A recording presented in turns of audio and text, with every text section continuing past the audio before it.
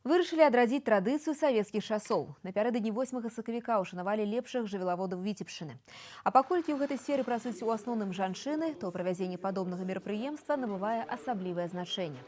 150 работнікаў аграпрамысловага комплексу, даяркі, заатэхнікі, ветурачы атрымалі каштоўныя падарункі, а 42 лепшыя прадстаўніцы жывёлагадоўчай галіны былі ўзнагароджаны ганаровымі граматамі і падзякамі Віцебскага аблвыканкама, Міністэрства сельскай гаспадаркі Рэспублікі Беларусь, Рэспубліканскага і абласнога камітэтаў прафсаюза работнікаў АПК.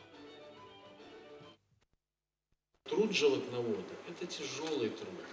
Его надо уважать.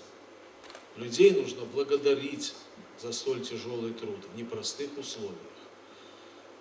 С сегодняшнего мероприятия, надеюсь, будет положена традиция, точно такая же, как мы положили традицию проводить дожинки, на такой уровень возвести и праздник чествования животновода.